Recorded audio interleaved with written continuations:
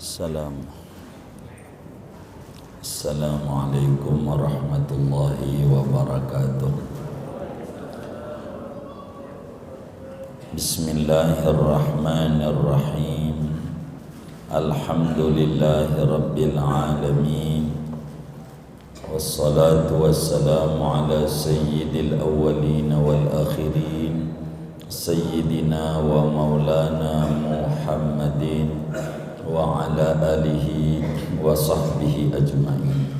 Allahumma inna nastahdika li arsyadi amrina wa zidna ilman yanfa'una. Qala al-imamul muallif rahimahullahu ta'ala wa nafa'ana bihi wa bi barakati ulumihi wa ghafara lahu wa li masyaikhihi wa li masyaikhina amin. Faidatun, adapun ini yaitu satu faedah. Wa fil hadisi, dan diterangkan di dalam hadisnya Nabi Muhammad sallallahu alaihi wasallam, ma asaba abdan hammun aw ghammun aw huznun faqala Allahumma inni abduka, tidaklah menimpa pada seorang hamba Allah oleh satu kesusahan, au ghammun, atau kepusingan hidup, au huznun, atau kesedihan. Faqala, lalu ia mengucapkan doa, Allahumma inni abduka, ya Allah, sesungguhnya aku yaitu hamba-Mu, wa banu abdika, dan anak dari hamba laki-lakimu, wa banu amatika, dan anak daripada hamba perempuanmu, nasiyati biyadika, adapun ubun-ubunku yaitu di genggaman tangan kekuasaanmu, madin fiya hukmuka, telah berlalu pada diriku ketetapanmu, nafidun fiya qada'uka, berlangsung pada diriku ketentuanmu, as'aluka, aku mohon kepadamu ya Allah, bikulli ismin huwa laka sammaita bihi nafsak, dengan tiap-tiap asmamu, tiap-tiap asma yang dia itu bagimu, yang kau namakan dengannya akan zatmu, au anzaltahu fi kitabika, atau nama yang kau turunkannya di dalam kitabmu, au 'allamtahu ahadan min khalqika, atau engkau ajarkan akan nama itu kepada seorang dari makhlukmu, aw istaksarta bihi fi ilmil ghaibi indaka, atau engkau menyendiri dengan asma itu pada ilmu yang gaib di sisimu, anta ja'alal qur'anal azima rabi'a qalbi, hendaknya kau jadikan Quran yang agung sebagai penyejuk hatiku, wa nur basari, dan cahaya mataku, wa jilaa huzni, dan penghilang kesedihanku, wa dhahaba hammi wa ghammi, dan pelenyap kesusahan dan kepusinganku, illa, kecuali bila seorang hamba baca doa ini, adhaballahu khuznahu wa hammahu wa ghammah, niscaya menghilangkan Allah akan kesedihannya, kesusahannya, dan kepusingannya, wa abdalahu makanahu faraja, Allah gantikan kepusingan itu di tempatnya, Allah gantikan akan dia pada tempatnya farajan, akan kelapangan, ay wus'an, yakni kelapangan, wa khalason, dan jalan keluar penyelamat. Qauluhu, adapun sabda Nabi, istaksarta bihi, ay yakni maknanya infaradta, engkau menyendiri, bil ismi, dengan asma itu, min ghairi musyarikin laka fihi, dari ketiadaan yang menyekutui bagimu padanya. Qauluhu rabi'a qalbi ay mataru qalbi, sabda Nabi rabi'a qalbi maknanya hujan di hatiku. Qauluhu jala'a huzni bi fathil jim wa bil maddi jala'a ay kasfa huzni, penghilang kesedihanku. Qauluhu hammi, alhammu awalul masyaqqah, ham itu awal kesulitan.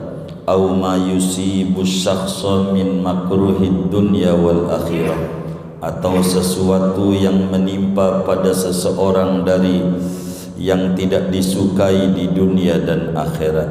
Wal gham al hayratu, kebingungan, wal iskala, dan keruwetan, awil karbu, atau kesusahan.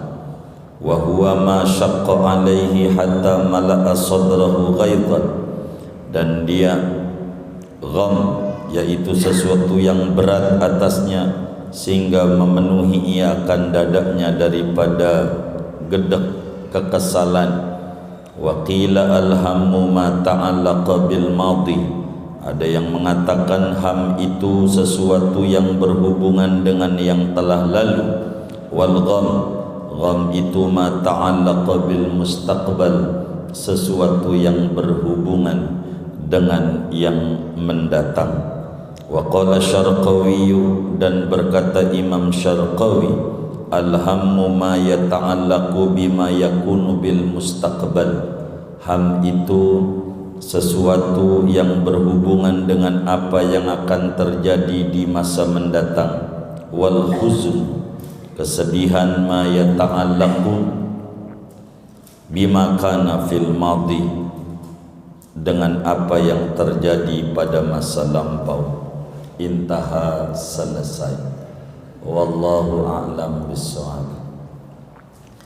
Bapak Ibu, saudara-saudara sekalian yang mulia, setelah Syekh Nawawi Al-Bantani menjelaskan tentang taubat dan cara solat taubat yang benar, artinya ketika kita sudah bertaubat, sudah balik kepada Allah, pahami dalam hidup ini sebuah perjalanan yang ada rintangan dan tantangan.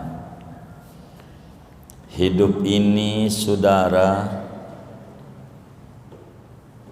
ada rintangan, ada ujian, ada kendala,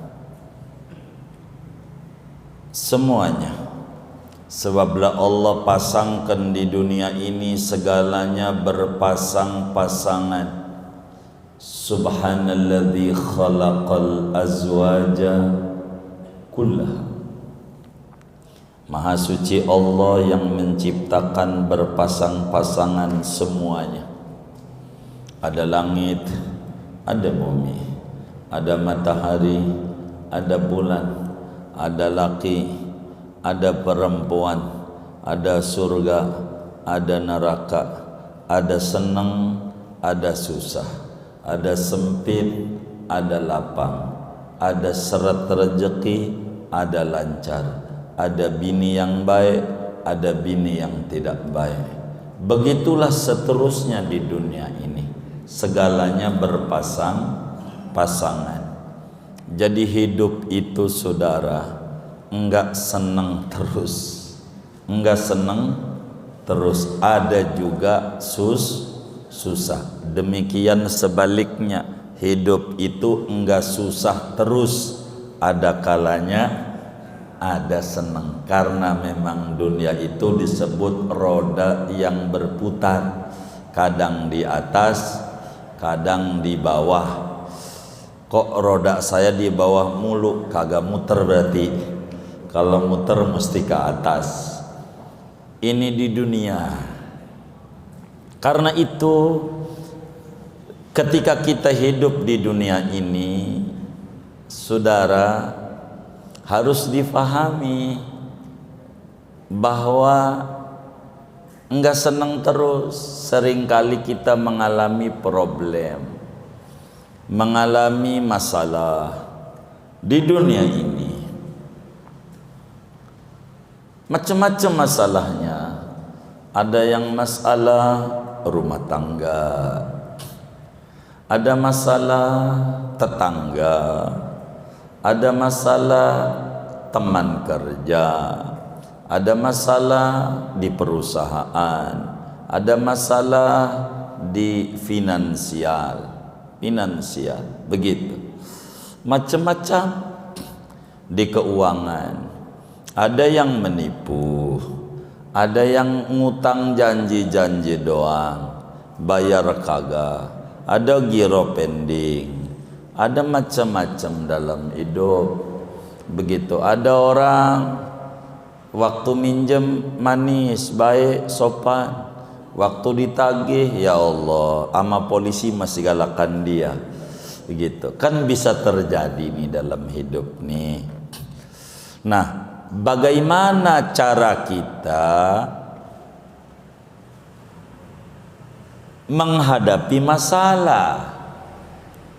Karena hidup ini isinya kepayahan. Laqad khalaqnal insana fi kabad. Demi sesungguhnya kami cipta manusia dalam kepayahan. Dunia ini kepusingan, tidak ada yang nggak pusing, nggak ada yang nggak sulit. Cuman perbedaannya kelihatan nggak sulit karena dia bisa mensikapi kesulitan yang dia hadapi. Bukan nggak menangis, dia juga menangis lebih kenceng, air matanya lebih deras. Cuman dia pandai berjalan di bawah hujan. Dikata tetesan itu air hujan, bukan. Tetesan itu adalah air mata yang luar biasa, cuman tertutup oleh hujan, bisa menutupi kesulitan. Maka kesulitan itu, saudara, berat ataukah ringan, itu tergantung bagaimana cara mensikapinya. Problem hidup itu berat ataukah ringan, tergantung bagaimana mensikapinya.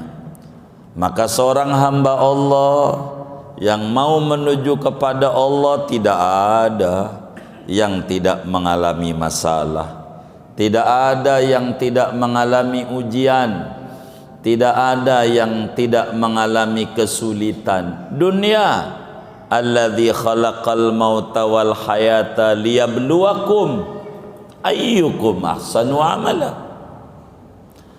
Apa itu ayat yang lain? Am hasiban nasu ayyutraku ayyaqulu amanna wa hum la yuftanun. Apakah manusia mengira dengan dia beriman lalu kagak dapat cobaan? Keliru dia. Dunia ini adalah negeri cobaan, negeri masalah. Enggak ada yang enggak masalah. Cuman bagaimana biar kita nih hidup ini bahagia. Bagaimana biar moto yang ada di Pegadaian tuh benar-benar nerap di hati kita. Apa yang di Pegadaian tuh? Mengatasi masalah, tambah masalah. Tampak masalah, bukan tambah. Itu tulisannya doang tampak, tapi isinya tambah. Nah, ini bagaimana moto itu ada di hati kita, mengatasi masalah tanpa menimbulkan masalah. Maka ada kiat-kiatnya supaya kita bisa mengisi hari-hari di dunia ini. Karena kita sejatinya inna rabbaka qad akhrajaka ila dunya la liyusqiyak bal liyus'idak. Tuhan hadirkan Anda di jagat raya ini bukan untuk Anda sengsara, tapi untuk Anda bahagia. Tidak ada Tuhan membuat kita sengsara, cuman cara kita mensikapi masalah sehingga jadi sengsara. Begitu. Bagaimana ini cara menghadapi problem kehidupan? Yang pertama, saudara, kita harus pahami tentang dunia yang kita sekarang tinggal. I'lam ayyuhal ahbab anna hadhihi dunya darul bala la darul jaza. Yang pertama, pahami karakter dunia, bahwa dunia ini negeri ujian, bukan negeri balasan. Dunia ini negeri ujian. Sehingga pahami, kalau kita memahami dunia negeri ujian, yang diuji oleh Allah bukan kita doang. Jangan di kita yang punya masalah tuh kita doang, kagak. Makanya sering saya bilang, kalau Anda pusing keluar rumah, al-harokah barokah, ngeluyur itu berkah. Keluar, ngobrol sama temen, main ke rumah temen, entar dia dongeng. Pas dongeng pasti di hati kita bakal bergumam, dah gua kira yang susah gua doang, parahan dia. Tuh gitu. Akan muncul kesyukuran, akan muncul kita terima kasih sama Allah. Di dunia ini negeri cobaan, bukan kita doang yang dicoba Allah. Oh no, dalam hadis Tirmidzi, hadis Ibnu Majah, Rasulullah ketika ditanya siapa yang paling berat ujiannya wahai Nabi Muhammad, Nabi jawab, asyadun nasi balaan al-anbiya summal amsal fal amsal. Orang yang paling berat ujiannya itu yang pangkatnya Nabi, sebawahnya sebawahnya. Makin tinggi dia kekuatan imannya kepada Allah, makin berat dia punya cobaannya. Lihat bagaimana Nabi Ibrahim sampai dibakar sama Raja Namrud. Salah juga kagak, dicolong juga kagak duitnya Namrud, dirusak juga kagak. Tapi kenapa Ibrahim bakar? Emang begitu ujian. Lihat tuh Nabi Musa ngadepin Fir'aun, begitu. Ngapa itu Nabi Musa nggak apa-apa? Tapi bagaimana Fir'aun memperlakukan ini Nabi Musa? Nabi Yunus, ya Rabbana, hamba Allah yang saleh, diceburin juga ke laut, sampai dimakan ikan. Apa nggak dapat ujian tuh? Kayak begitu. Nabi Ayub parah sakitnya, Nabi Ayub begitu, parah. Tapi bagaimana Nabi Yusuf alaihi wa alaihi mussalam, sama semua nabi-nabi itu, bagaimana Yusuf luar biasa. Ini surat Yusuf ini adalah surat yang kudu dibaca oleh muslim, bukan saja untuk orang hamil, tapi muslim harus pelajari betul itu surat Yusuf. Ada apa itu? Dua fungsinya surat Yusuf itu dibaca di orang hamil. Satu, supaya mengerti calon bapak dan calon ibu, bagaimana pola pendidikan Islam yang diatur oleh Al-Quran. Baca surat Yusuf. Dua, nasihati bayi yang dikandung tuh, bukan biar ganteng, orang bapaknya jelek, emaknya hitam juga, begitu. Enggak ada hubungan. Itu faktor genetik yang kayak ganteng segala macam, begitu. Ini urusan tentang dunia.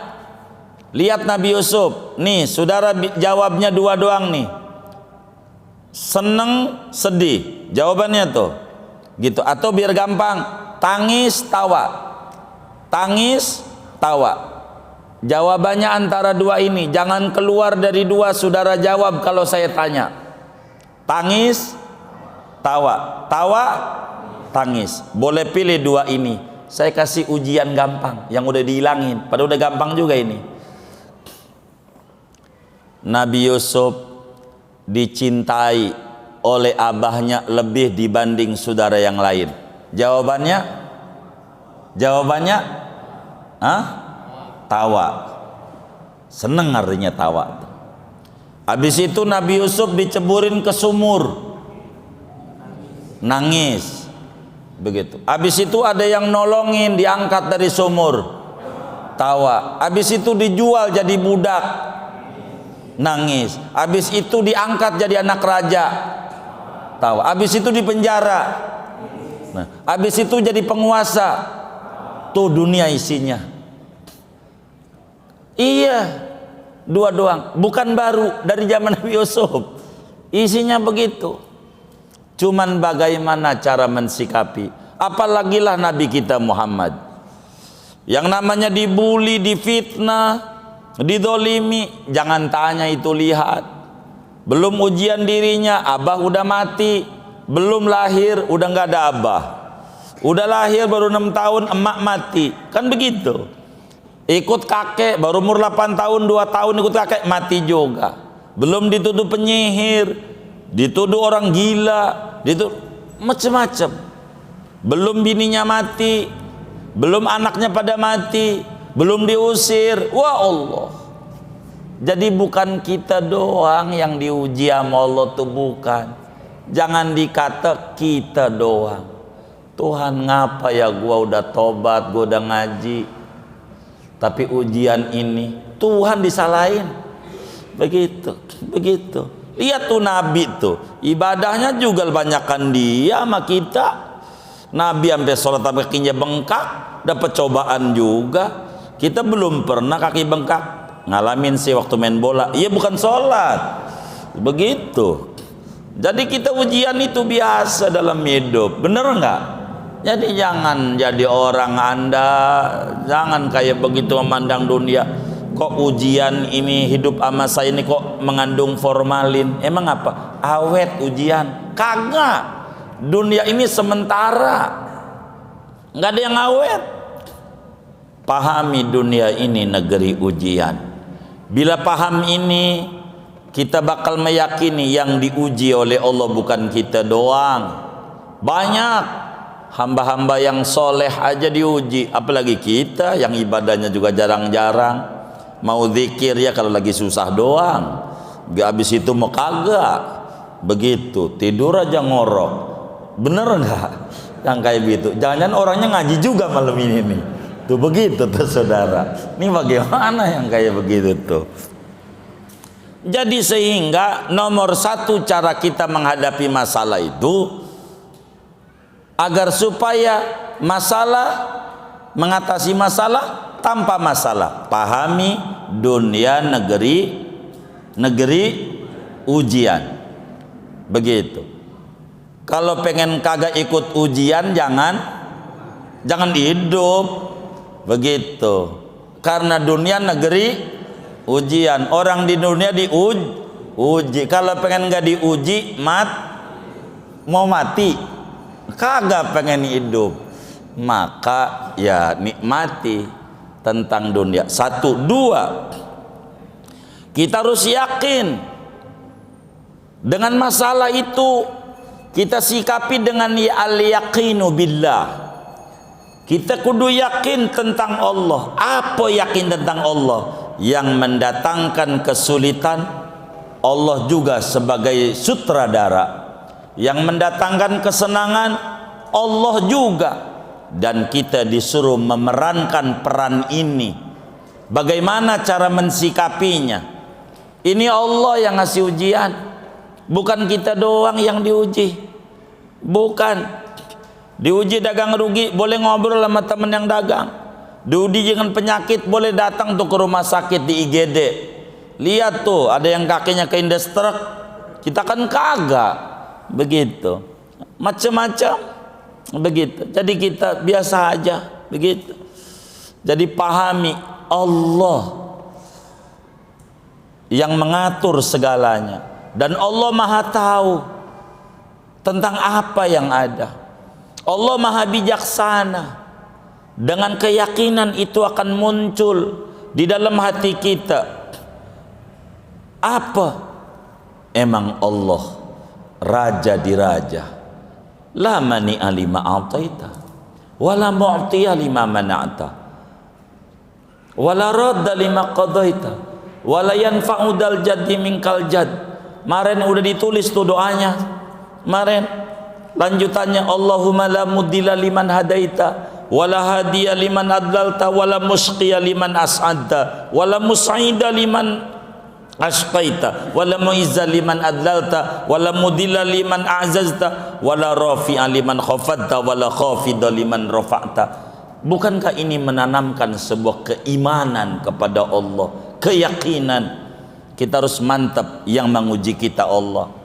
Kalaulah kita sadar bahwa kita ini dicubit, yang nyubit pacar kita nyubit kita, kira-kira sakit nggak? Sakit nggak? Hah? Sakit nggak? Enggak, berarti bukan manusia. Sakit nggak? Sakit. Tuh manusia yang jawab sakit. Tapi dirasa apa tidak? Tidak. Minta lagi apa enggak? Tuh paham, yang nyubit orang yang dicintai. Maka cubitan dari orang yang dicintai bukan bentuk kebencian. Ini yang nyubit kita Allah, yang kita cintai. Dan ini bukan kebencian dari Allah, bentuk kasih sayang. Dicubit. Kalau cewek kita nyubit kita itu bukan benci, bukan. Kalau dilemparin batu baru begitu. Kan enggak, cewek ini nyubit doang. Yakin sama Allah, kudu udah berapa tuh ya? 2, 3. As-siqatu billah, husnudzon billah, husnudzon. Yang ketiga, kita kudu baik sangka sama Allah, bahwa takdir yang berlaku pada kita dalam kesulitan yang menimpa kita tentu ada hikmahnya. Enggak mungkin ini dokter nyuntik kita, melainkan hikmahnya biar dikasih sembuh. Tidak mungkin kayu garu dibakar, melainkan biar wangi. Tidak mungkin ini gelas dibakar biar muncul cantik kayak begini. Jangan dikata, wih gelas ini cantik. Kata kita yang memandang, kata gelas, lu kagak tahu, gua dibakar dibentuk kayak begini nih. Kagak enak dibakar tuh, dikata enak. Lu mau sekarang lihat hasilnya, lihat prosesnya, kata gelas. Maka kita pun juga begitu. Yakini setiap kesulitan dan ujian yang menimpa kita karena datangnya dari Allah, harus husnudzan. Ada kebaikan di sana. Ada kebaikan. Tidak ada ujian. Dari mana kita tahu akhlaknya Rasulullah mulia? Betapa banyak dibombardir ujian. Bagaimana sikapnya? Begitu. Dan bagaimana cara kayu gaharu biar wangi, diapain? Bakar. Bila Anda ada yang jelek-jelekin, itu maknanya biar Anda harum. Udah, sabar, maka sikap hidup. Kalau kesulitan tuh ada orang jelek-jelekin, nih jawabannya 2. Amin, doain. Kalau enak amin. Kalau enggak enak, doain. Ya Allah, abang ini usahanya makin maju. Enak nggak di kuping? Jawabannya amin. Lah orang kayak model lu dagang, mana bisa? Enak nggak tuh? Jawabannya doain. Begitu hidup. Biar nggak panjang urusan. Biar nggak panjang. Begitu. Enak hidup. Enak.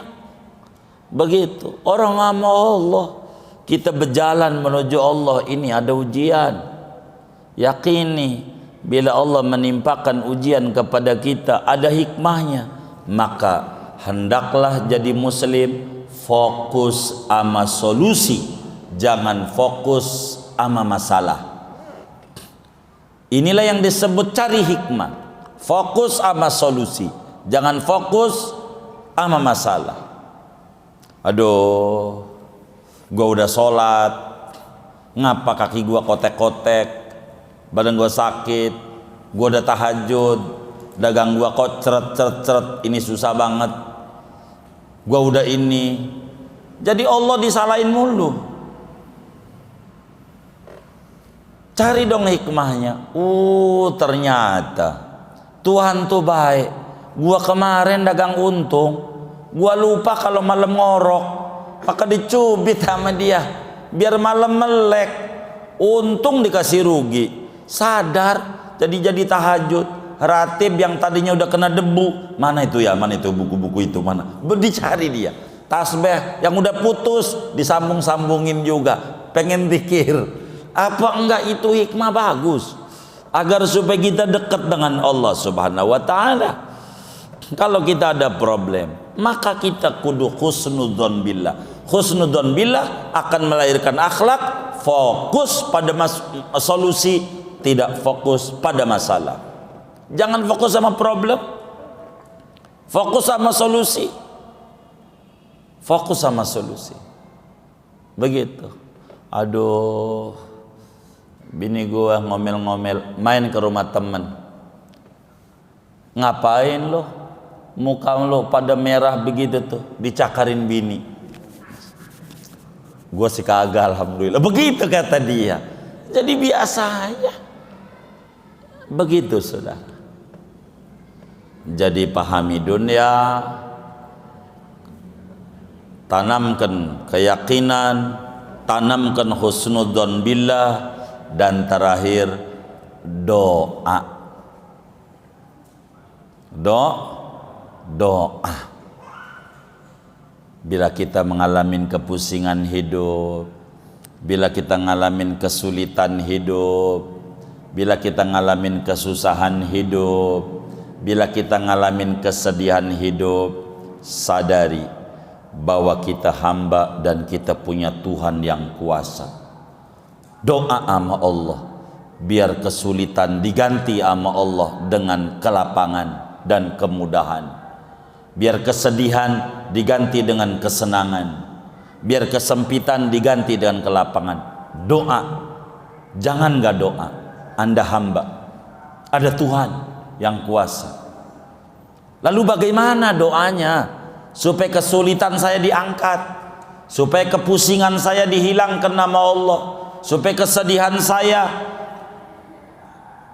dihilangkan oleh Allah? Maka doa yang terbaik harus mengikuti tuntunan dan ajaran Nabi Muhammad sallallahu alaihi wasallam. Sebab Nabi manusia yang tahu jalan-jalan tikus menuju langit, jalan-jalan tercepat menuju pengijabahan doa, sehingga segera kesulitan itu dihilangkan oleh Allah. Bagaimana doanya supaya pusing ini dihilangkan? Bagaimana doanya supaya kesedihan ini dihilangkan? Bagaimana supaya kesulitan ini dihilangkan? Syekh Nawawi Al-Bantani, ulama yang sayang sama umat. Padahal kajian kita ini fikih nih saudara, fikih, tapi diajarkan doa juga. Nih doanya ini aja, kata Syekh Nawawi. Kalau anda ngalamin kepusingan, doanya ini aja. Ini doa Rasulullah yang dituliskan oleh Imam Ahmad bin Hanbal di dalam musnadnya, Imam Ibnu Hibban di dalam kitab Sahih Ibnu Hibbannya, Imam Tabarani di dalam Mu'jam At-Tabaraninya, dari sahabat Nabi Sayyidina Abdullah bin Mas'ud. Kata Nabi, ma asaba abdan hammun aw ghammun aw huznun faqala hadhihi du'a, faqala hadha du'a illa adhaballahu huznahu wa hammahu wa ghammah wa abdalahu makanahu faraja. Kata Nabi, tidaklah seorang hamba Allah yang tertimpa kesusahan, menghadapi masa depan yang dirasa buram, ghammun, mengalami kesulitan yang sekarang melanda dirinya, huznun, mengalami kesedihan atas apa yang telah terjadi kemarin-marin, lalu doa, pakai doa ini, melainkan pasti secepatnya Allah hilangkan kesedihannya, Allah hilangkan kesusahannya, Allah hilangkan kepusingannya, Allah ganti kesempitannya menjadi kelapangan, Allah berikan problemnya solusi terbaik. Jangan tidak membaca doa ini. Kita baca sama-sama doanya. Bismillahirrahmanirrahim. Allahumma inni abduka wa ibnu abdika wa ibnu amatika nasiyati biyadika madin fiyya hukmuka nafidun fiyya qada'uka as'aluka bikulli ismin huwa laka sammaita bihi nafsaka au anzaltahu fi kitabika au 'allamtahu ahadan min khalqika au ista'sarta bihi fi ilmil ghaibi indaka an taj'alal qur'anal azima rabi'a qalbi wa nura basari wa jalaa huzni wa dhahaba hammi wa ghammi. Tuh doanya begitu kata Nabi. Baca. Syekh Nawawi Al-Bantani ajarin bagi anda yang mengalami kesulitan, bagi anda yang mengalami kesedihan, bagi anda yang mengalami kepusingan, Syekh Nawawi Al-Bantani ajarkan jangan tinggal doa Kanjeng Rasul sallallahu alaihi wasallam ini, amalin agar supaya kepusingannya diganti dengan keenakan hidup, kesulitan diganti dengan kemudahan, kesedihan diganti dengan kesenangan. Jangan tidak hidup tangisi Allah. Kita punya Tuhan, ngomong, ya Allah, aku ini hamba-Mu ya Allah. Anak dari bapakku, hamba-Mu juga. Anak dari ibuku, hamba-Mu juga. Hamba-Mu perempuan, hamba perempuan.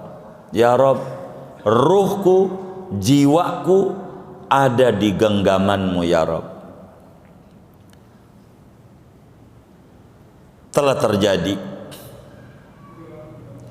ketetapan-Mu padaku, ini saya dapetin masalah ya Rabb. Telah berlangsung ketentuan-Mu amaku, ini saya lagi pusing ya Rabb. Aku mohon kepadamu demi segala asma-asma-Mu yang agung, 99 Asmaul Husna yang Kau sebut namamu dengan itu di dalail tulis, atau asmamu yang Kau tuliskan dalam semua kitab yang ada di muka bumi dari seluruh kitab suci, atau asma yang Kau ajarkan khusus kepada seorang makhluk, atau asma yang tahu Engkau doangan yang gak dibagi, yang dengan asma itu hajat diijabah. Saya mohon ya Rabb, jadikan Al-Quran penyejuk hatiku, cahaya di mataku, penghilang kesedihanku, penghilang kesusahan dan kepusingan. Kata para sahabat, lanjutan hadis ini, qalu ya Rasulullah afalana ta'allamu. Ya Rasulullah, boleh enggak saya baca-baca ini, saya pelajari doa ini, saya ulang-ulang? Kata Nabi, faqala habibuna Mustafa, bala, iyo, ente baca jangan kagak. yang bagi liman sami'ahu an yata'allamah, seyogianya orang yang dengar hadis ini amalin, biar nggak ngalamin pusing dalam hidup. Nabi itu baik sama kita, Nabi itu sayang sama kita, cuman kitanya kurang sayang sama diri sendiri, apalagi sama Nabi. Kalau sayang sama diri sendiri, Nabi udah bocorin, bukan baru dari dulu. Ini menyalahin guru, nih payah guru baru ngajarin, guru yang disalahin. Kan kitabnya dari dulu, kita belum lahir juga udah ada, kitanya aja nggak ngaji, bener nggak?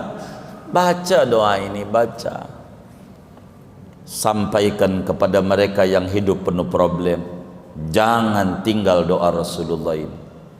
Sampaikan kepada mereka yang merasa hidupnya dihimpit kesulitan, sulitan ekonomi, yang merasa sulit di dalam mengatur kehidupan berumah tangga, yang merasa sulit finansialnya di zaman akhir. Jangan tinggal doa Rasulullah sallallahu alaihi wasallam. Ini Nabi sayang sama kita, masa kita tidak sayang sama diri sendiri? Nabi aja bimbing kita, suruh baca doa-doa. Dan bukan ini doang, hadisnya banyak sebetulnya, tapi Syekh Nawawi memilih doa spesial untuk mereka yang mengalami hidup dirasa dirundung sial. Bagi mereka yang hidup dirasa penuh sial, baca doa spesial dari Syekh Nawawi Al-Bantani. Baca ini doa, tapi doa ini hakikatnya doa nabawi, agar supaya kita nggak ngalamin kesulitan, agar selalu Allah berikan solusi dari problem yang menimpa kita. Minta sama Allah, kita hamba yang lemah, punya Tuhan. Anda nggak perlu banyak mondar-mandir ke dokter, Anda nggak perlu banyak mondar-mandir ke psikiater, ke psikolog. Anda kudu balik sama Allah lewat pintu Rasulullah sallallahu alaihi wasallam. Balik sama Nabi. Hidup jangan dibikin susah. Bagaimana cara mensikapinya aja. Ini yang paling penting.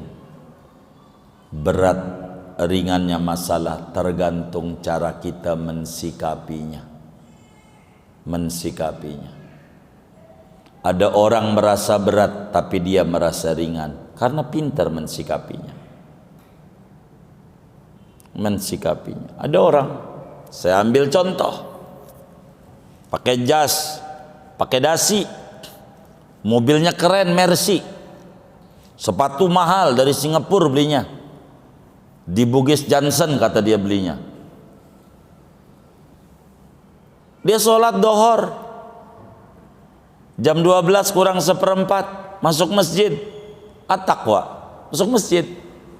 Qobliyah dohor 4, Ba'diyah sholat dohor wiridan panjang, terus Ba'diyah dohor 4. Cakep nggak?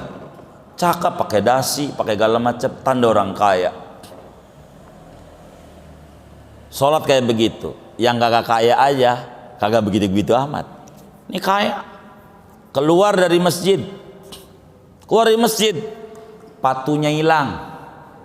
sepatunya hilang, diomelin, tulihin. Itu marbot yang jaga sendal, diomelin. Ini payah masjid ini, enggak menjaga keamanan dan kenyamanan pengunjungnya. Emang apa Pak? Sepatu saya hilang, ditaruh di mana depan? Kan ada penitipan, kenapa enggak dititipin? Berisik amat, sepatu ini mahal, belinya di Singapura. Dia tengkar sama merbot, ada kakek-kakek. Dia ketawa, ngelihat dia tengkar ketawa. Coba pikirin nama kita. Kita lagi marah-marah, sepatu hilang, Ada orang ketawa, yang enak diapain? Yang enak diapain? Iya, tampol. Itu disamperin yang tawa tuh, lagi duduk. Ngapa lu tawa? Begitu. Enggak, heran aja kenapa kamu marah-marah. Itu dia penyebab saya ketawa. Lu biar tahu, gua sholat, sepatu hilang, mahal dari Singapura. Tambah kencang ketawanya. Wah, ketawa. Kenapa kamu ketawa? Gua heran sama lu. Timbang sepatu dari Singapura mahal jutaan. Diunjukin. Buntung kakinya. Buntung. Gua dari kecil lahir nggak punya kaki. Gua nggak marah-marah sama Allah. Apalagi sepatu, kaki nggak punya. Gua terima dari Allah. Mesti ada hikmahnya. Lo kan timbang sepatu doang yang hilang, jari masih ada. Gua jari nggak ada tuh, buntung dari lahir. Atau biasa aja. Jadi besar dan kecil masalah tergantung bagaimana cara mensikapinya. Begitulah hidup. Dan kita bukan korek api yang ada pala tapi nggak ada hati, nggak ada otak. Tahu korek, pentol korek nggak? Pentol korek, tahu nggak? Ada palanya nggak? Ada. Ada otaknya nggak? Maka kena gesekan dikit nyala. Ya, sabar, sabar. Begitu. Kata Sayyidina Umar nih, kun fil baiti kasobi. Rumus rumah tangga awet, jadilah kamu di rumah kayak bocah. Lihat tuh bocah tuh, yang umur 5 tahun diomelin sama bapaknya. Apa sikap yang dilakukan? Hah?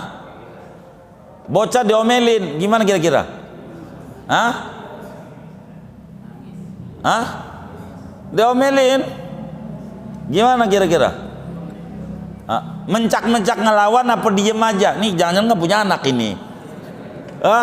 Ngelawan apa diem aja? Tuh kayak gitu aja. Kalau bini mau ngomel-ngomel, lu diem aja. Diem aja. Diem aja. Awet rumah tangganya. Awet. Begitu. Nggak usah. Diem aja. Begitu. Awet. Udah segini aja deh, Habib ya. Ya udah katanya segini aja lah. Tuh. Jangan nggak minta doa dah tuh ya. Mudah-mudahan Allah beri taufik dan hidayah kepada kita bersama. Amin ya rabbal alamin. Ada yang ditanya mungkin dari materi ini atau doa, silakan.